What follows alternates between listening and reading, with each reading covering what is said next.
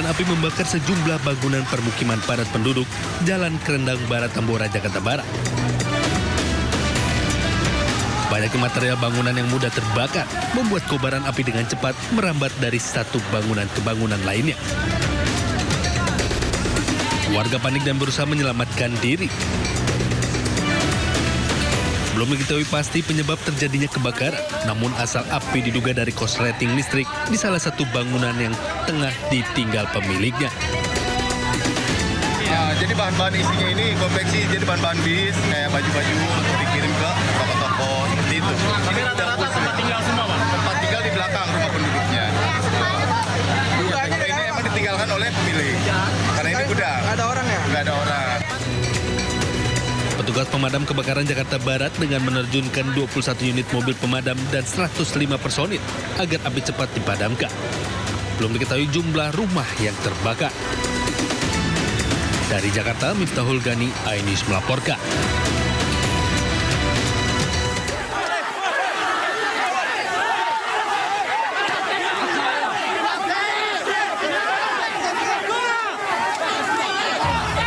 Puluhan warga yang geram langsung mengejar dan menghakimi pelaku pembakaran bangunan proyek di Samarinda Utara, Kalimantan Timur. Warga menghakimi pelaku dengan tangan kosong dan kayu. Pelaku yang panik berusaha menyelamatkan diri dengan memanjat atap rumah warga sebelum akhirnya kabur dan bersembunyi di belakang lokasi kejadian. Namun persembunyian pelaku berakhir setelah warga menemukan pelaku dan kembali menghakiminya. Suasana pun sempat memanas dan hampir tak terkendali.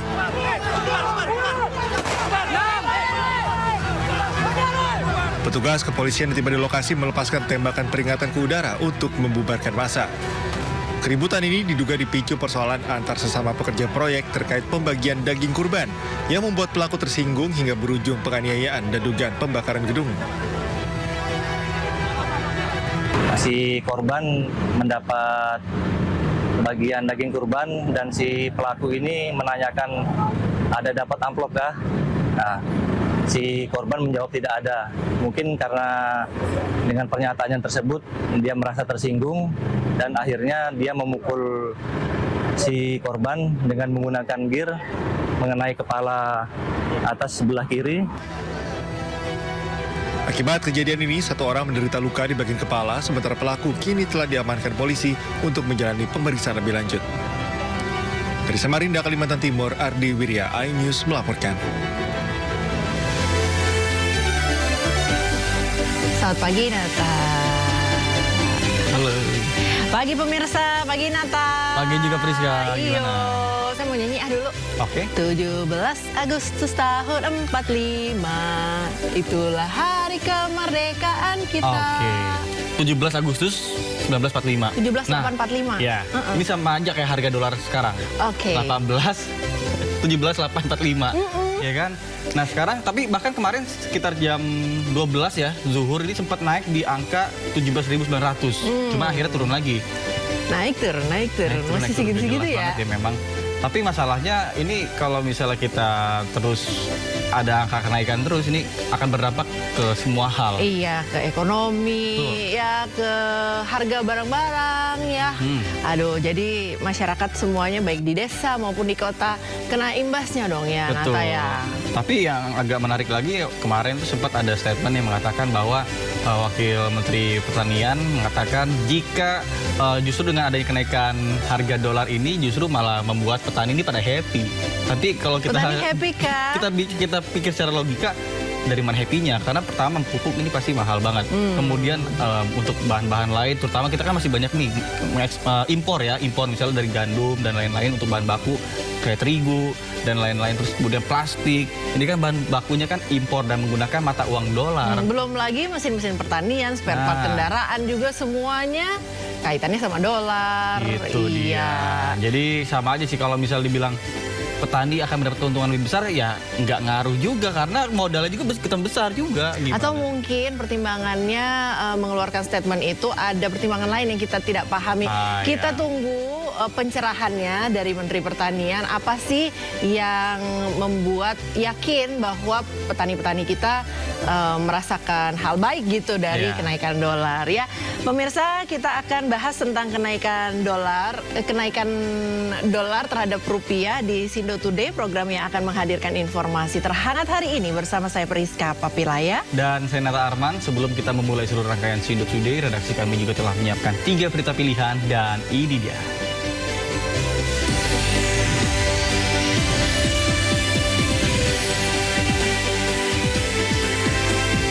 Satu keluarga berjumlah 4 orang di Temanggung, Jawa Tengah ditemukan tewas saat wisata di dalam tenda.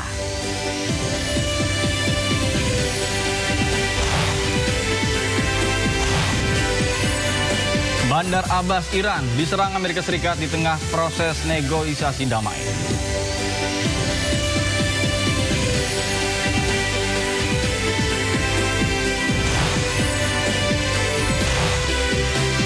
Per Kamis 28 Mei 2026, nilai rupiah terhadap dolar menyentuh angka 17.881 per dolar Amerika.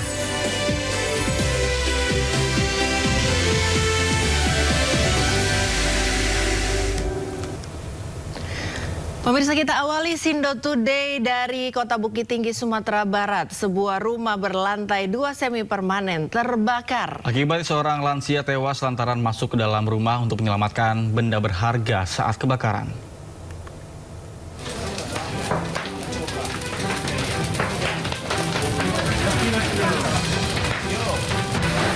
Ada orang dalam aja ya. Ada orang di dalam, ada orang di dalam. Sebuah rumah semi permanen berlantai 2 ludes terbakar di Jalan Setia Budi, Kelurahan Kayu Kubu, Kecamatan Gubuk Panjang, Kota Bukit Tinggi, Sumatera Barat.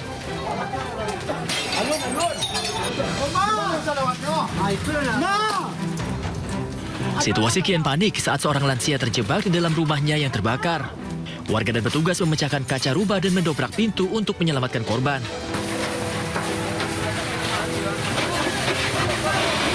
Enam unit damkar dan 30 personil dari Dinas Pemadam Kebakaran dan Penyelamatan Kota Bukit Tinggi dan Kabupaten Agam diterjunkan ke lokasi. Meski api berhasil dipadamkan, namun nyawa korban yang merupakan lansia berusia 65 tahun tidak bisa diselamatkan. Korban tewas terbakar. Menurut kesaksian warga, korban kembali masuk ke dalam rumahnya yang terbakar untuk menyelamatkan uang, emas, dan barang berharga lainnya. Jenazah korban kemudian dibawa keluar dan evakuasi ke ambulans.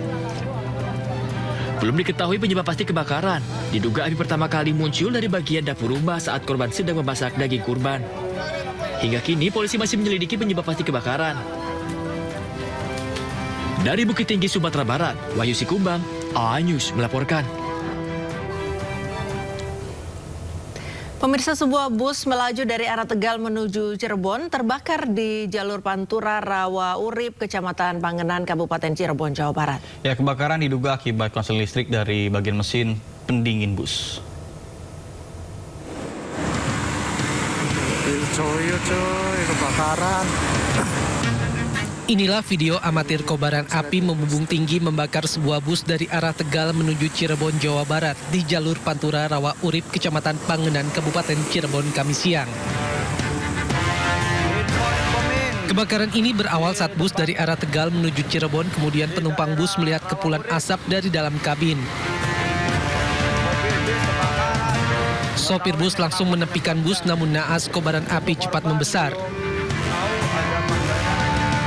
Kebakaran diduga akibat korsleting listrik dari bagian AC bus. Kobaran api berhasil dipadamkan petugas pemadam kebakaran yang berupaya memadamkan api selama 1 jam. Saya menurunin penumpang, kan ada 3 orang. Saya turunin. Habis nyabut aki itu penumpang turun tuh dalam mobil udah asap sama api semua. Udah langsung percikan itu api. Udah dilempar pakai air terus dibantu sama security-nya ini pakai selang ini. Udah nggak keburu. Tidak ada korban jiwa dalam peristiwa ini. Para penumpang beserta kru bus berhasil menyelamatkan diri. Dari Cirebon, Jawa Barat, Toh Iskandar, A-News melaporkan. Ke informasi selanjutnya, pemirsa, diduga hendak melakukan teror dan penyerangan. 5 remaja di bawah umur yang diduga merupakan anggota geng motor diamankan warga di Kota Makassar, Sulawesi Selatan. Ya, bahkan 2 di antaranya membawa senjata tajam jenis busur panah. 5 remaja di bawah umur yang diduga kelompok geng motor diamankan polisi karena diduga hendak melakukan teror dan penyerangan di Jalan Paropo dan Jalan Petarani, Kota Makassar. Sebelumnya remaja ini diamankan warga setelah gerak-gerik mereka mencurigakan. Warga yang panik hampir menghakimi mereka di tempat. Beruntung aparat kepolisian segera tiba sehingga situasi dapat dikendalikan. Dari salah satu remaja yang diamankan ditemukan sejumlah busur panah lengkap dengan pelontarnya. Temuan ini memperkuat dugaan bahwa kelompok tersebut berencana melakukan penyerangan. Usai diamankan, kelima remaja ini kemudian dibawa ke Mapolsek Panakukang bersama sejumlah barang bukti, senjata tajam, dan 2 unit sepeda motor. Ya, bahwa tadi telah kami amankan 5 anak di bawah umur. Adapun kronologisnya adalah kami mendapat informasi dari warga atau masyarakat sekitar Panakukang telah terjadi penyerangan. Namun dapat dicegah oleh warga tersebut dan diamankan 5 orang tersebut. Dari pemeriksaan awal, 2 diantaranya menjalani proses lebih lanjut terkait kepemilikan senjata tajam. Sementara 3 lainnya telah dipulangkan setelah orang tuanya dipanggil. Polisi juga menghimbau orang tua agar lebih mengawasi pergaulan anak agar tidak terjerumus ke dalam aksi kekerasan jalan. Pemirsa, unit Reskrim Polsek Palmerah berhasil menangkap komplotan begal dan penada barang curian di Palmerah, Jakarta Barat. Ya, kedua pelaku begal menggerasak motor korbannya dengan modus mengaku sebagai polisi dan mengancam korban dengan pistol.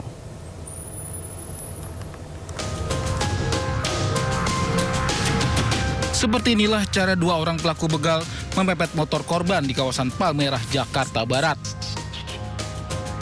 Keduanya mengaku polisi dan jika korban tak menyerahkan motornya, kedua pelaku mengancam dengan pistol. Pelaku yang menakut-nakuti korban berhasil membawa kabur motor korban.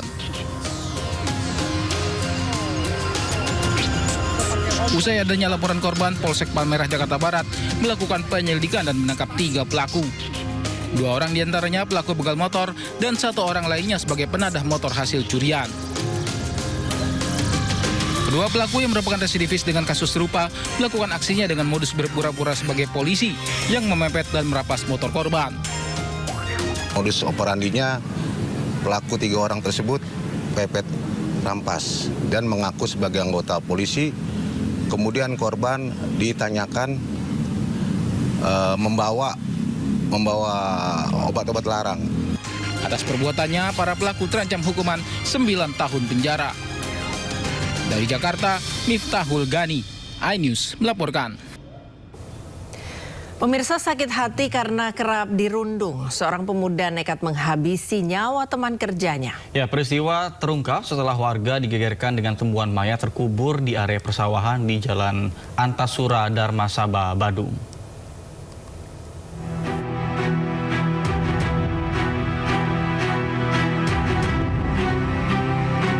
Viral di media sosial penemuan sesosok jasad laki-laki bertato terkubur di area persawahan di Jalan Antasura, Darmasaba, Badung pada 12 Mei 2026 lalu. Satreskrim Polres Badung langsung mendalami peristiwa tersebut. Jasad merupakan seorang pria berumur 25 tahun asal Sumbawa, Nusa Tenggara Barat yang dipastikan sebagai korban pembunuhan. Dari penelusuran alat, bukti, saksi, dan rekaman kamera pengawas, petugas berhasil mengidentifikasi 4 orang pelaku. Otak tindak kejahatan ini teman kerja korban di sebuah tempat cuci motor tidak jauh dari lokasi korban ditemukan. Pelaku mengaku merencanakan tindakannya karena sakit hati kerap dirundung oleh korban. Bersama 3 rekan yang dijanjikan akan diberi jatah hasil penjualan barang berharga milik korban, mereka melakukan tindakannya di tempat jasa cuci motor pada 7 Mei 2026 dini hari. Korban dianiaya oleh para pelaku dengan beberapa benda keras serta mengalami penganiayaan berat di leher. Motif yang kita temukan dalam pendalaman dan fakta-fakta di lapangan, pelaku melakukan perbuatannya dilandasi dengan sakit hati karena pelaku khususnya DF bekerja dengan korban di tempat yang sama sering dibully, diejek, dihina oleh korban. Sejumlah barang bukti diamankan petugas, diantaranya sepeda motor korban dan sepeda motor yang digunakan untuk membawa jasad korban, cangkul untuk menggali kubur, dan barang berharga milik korban. Para pelaku dijerat pasal tindak pidana pembunuhan berencana dengan ancaman pidana penjara paling lama 20 tahun. Dari Badung, Bali, Indira Ari, iNews melaporkan. Ya pemirsa, satu keluarga berjumlah 4 orang ditemukan meninggal dunia dalam tenda camping pada Rabu sore. Keempat korban diduga tewas akibat keracunan makanan.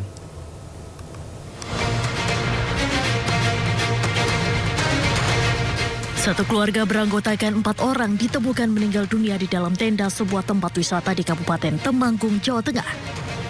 Mereka diduga kuat meninggal dunia akibat keracunan makanan setelah sebelumnya mengkonsumsi hidangan barbeque.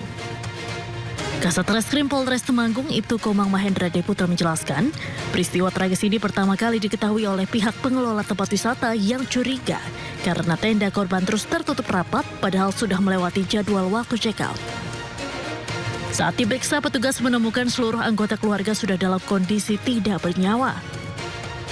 Jenazah para korban kemudian dievakuasi ke RSUD Temanggung untuk diotopsi. Pihak kepolisian masih melakukan penyelidikan mendalam terkait kasus ini. Sejumlah sampel makanan barbeque yang ditemukan di lokasi kejadian telah dibawa ke laboratorium forensik Polda Jawa Tengah untuk diteliti lebih lanjut. Diketahui keempat korban merupakan satu keluarga asal Kabupaten Semarang yang terdiri dari ayah, ibu, dan kedua anak laki-lakinya. Rencananya para korban akan dikebumikan di Ambarawa, Kabupaten Semarang. Dari Temanggung, Jawa Tengah, Didik Dono Hartono, iNews melaporkan. Ya, jenazah satu keluarga berjumlah 4 orang yang ditemukan tewas saat camping di Temanggung dimakamkan di Kabupaten Semarang, Jawa Tengah.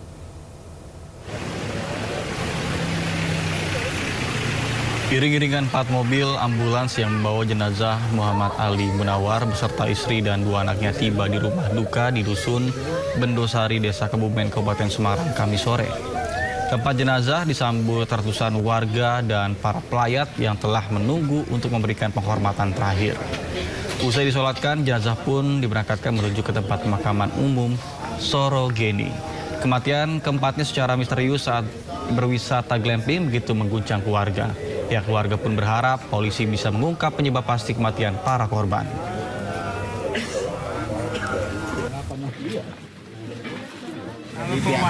Pihak keluarga sini sekitar jam 9 malam, tadi malam. Oh, jam 9. Informasinya memang apa? Katanya kan pertamanya kan kecelakaan cuma gitu aja, nggak apa kecelakaan namanya keracunan, kan nggak tahu kok kecelakaan yang sing ADI langsung dari sana dulu keracunan, tapi kan belum tahu keracunannya apa, belum tahu. Pemirsa, pegiat media sosial Permadi Arya atau Abu Janda dilaporkan ke Bareskrim Polri atas ujaran kebencian. Pernyataan Permadi Arya dinilai melukai masyarakat Sumatera Barat. Bisa memutuskan dan kita ada manual. LBH Josal Bantu Rakyat dan Persatuan Keluarga Besar Piaman, Kota Padang membuat laporan resmi. Pernyataan Permadi Arya yang menyebut Sumatera Barat intoleran dan barbar dalam sebuah forum di Philadelphia, Amerika Serikat melukai masyarakat. Para pelapor menyerahkan barang bukti berupa rekaman video YouTube yang telah diunduh. Pasal yang digunakan terkait ujaran kebencian, Undang-Undang ITE, khususnya pasal penyebaran informasi yang menimbulkan rasa kebencian dan permusuhan terhadap kelompok masyarakat tertentu. Saya sangat sakit hati dengan pernyataan Permadi Arya. Kenapa? Karena saya nyatakan orang Sumatera Barat itu adalah orang yang bertoleransi, orang yang beretika, dan orang yang beradab. Kenapa? Ditanyakan apa agama yang ada di Sumatera Barat, seluruh agama dan seluruh rumah ibadah ada di Sumatera Barat. Mungkin itu sementara yang bisa saya sampaikan. Bang, tapi laporannya itu sudah diterima dari sudah, kita bikin ada pengaduan, satu dari Josal Bantu Rakyat dan satu lagi pengaduan dari Paguyuban PKDP Kota Padang, yaitu Persatuan Keluarga Besar Piaman Kota Padang.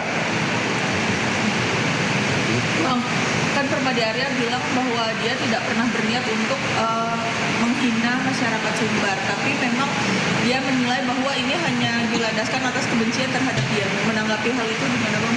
Menanggapi hal seperti itu, kalau dia benci terhadap suatu daerah, berarti dia benci terhadap seluruh masyarakat yang berada di Sumatera Barat. Dan salah satunya saya atau kami merasa sakit hati dengan pernyataan itu. Kenapa? Silakan datang ke Sumatera Barat. Kami terima dengan baik. Tidak ada kami terima, oh harus Islam, harus ini. Tidak, semuanya adalah saudara kami. Mungkin itu yang bisa saya sampaikan. Jadi, kalau kami benci terhadap pernyataannya yang dia sampaikan di Philadelphia. Kita ke informasi lain, pemirsa, sebagian ruas Jalan Raya Lenteng Agung Srengseng Sawah, Jagakarsa, Jakarta Selatan mengalami amblas sedalam 2 meter. Diduga amblasnya akibat erosi karena aliran kali di bawah jalan.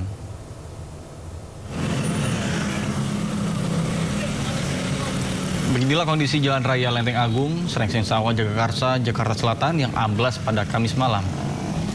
Arus lalu lintas di sekitaran lokasi macet parah. Jalan amblas panjang 4 meter dengan kedalaman 2 meter. Sejumlah warga langsung memasang pembatas jalan amblas agar tidak memakan korban. Diduga ruas jalan tersebut amblas akibat erosi, lantaran ada aliran air di bawah jalan.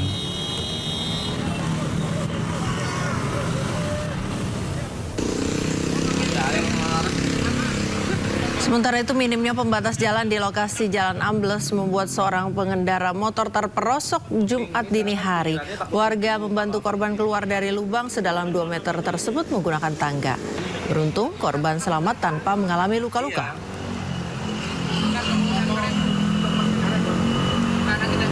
Bapak punya derek? Pemirsa, sebuah pickup menabrak sebuah motor, warung dan toko pot bunga di Sidoarjo, Jawa Timur. Akibat kecelakaan itu, pengendara motor tewas seketika di lokasi kejadian.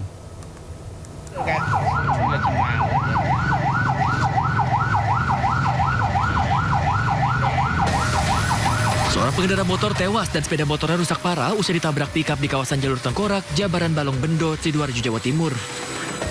Tidak hanya menabrak motor, pickup yang melaju kencang juga menabrak warung dan toko pot bunga hingga hancur. Polisi datang ke lokasi melakukan olah TKP. Diduga kecelakaan akibat pengemudi pickup hilang kendali saat melaju kencang. Jasad korban dievakuasi ke Rumah Sakit Anwar Medika Krian Sidoarjo. Sementara pengemudi pickup dan kendaraan yang terlibat kecelakaan dibawa ke Mako Unit Laka Lantas Polresta Sidoarjo untuk kepentingan penyelidikan. Dari Sidoarjo, Jawa Timur, Pramono Putra, A News melaporkan.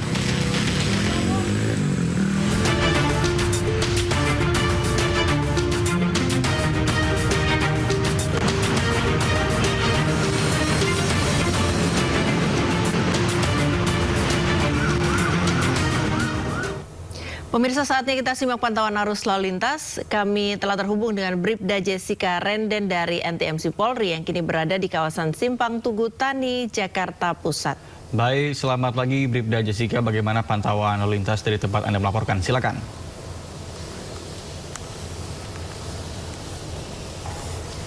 Baik, terima kasih Nata dan Friska. Pagi hari ini saya berada di kawasan Tugu Tani, Jakarta Pusat, dan dapat kita lihat bersama untuk kondisi arus lalu lintas dari arah Menteng dalam kondisi ramai, di mana sesekali terjadi perlambatan percepatan menjelang antrian traffic light dan berimbas kurang lebih 100 meter di belakang garis stop, didominasi oleh kendaraan 4 milik pribadi dan juga terdapat kendaraan roda 2. Kami menghimbau kepada setiap pengguna roda 2, baik pengemudi maupun penumpang, wajib menggunakan helm berstandar nasional untuk menjamin keselamatan Anda saat berkendara.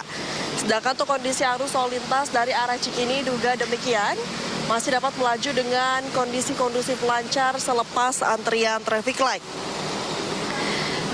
Sedangkan untuk kondisi arus lalu lintas dari arah Gambir menuju Tugu Tani, arus lalu lintas dalam kondisi relatif ramai lancar, masih sesekali sempat terjadi perlambatan di beberapa titik karena imbas traffic light, namun selepasnya dapat kembali dengan lancar. Sedangkan selanjutnya untuk kondisi arus lalu lintas yang akan mengarah ke Monas juga dalam kondisi ramai lancar. Peningkatan volume arus lalu lintas mungkin akan terjadi menjelang siang hari nanti, mengingat kawasan ini merupakan kawasan strategis. Petugas kepolisian kami juga turut melakukan pengaturan lalu lintas guna menjaga kelancaran arus lalu lintas serta membantu masyarakat menyeberang jalan pada kawasan ini. Pengendara dihimbau untuk tetap berhati-hati, menjaga jarak aman kendaraan serta mengurangi kecepatan saat melintasi kawasan ini. Dikarenakan adanya persimpangan, untuk itu kami himbau kepada setiap pengendara juga untuk dapat mentaati traffic light dan tidak melanggar lampu merah atau traffic light. Mari tertib berlalu lintas untuk menciptakan keamanan, keselamatan, ketertiban, dan kelancaran arus lalu lintas. Dan untuk kondisi arus lalu lintas lengkapnya, Anda dapat menghubungi call center kami di 1500669 dan bisa cek Instagram kami di @korlantaspolri.ntmc. Stop pelanggaran, stop kecelakaan, keselamatan milik kita bersama. Salam presisi dan kembali ke studio. Baik, terima kasih Bribda Jessica Renden atas laporan ini dari kawasan Simpang Tugu Tani, Jakarta Pusat. Selamat bertugas kembali dan salam presisi.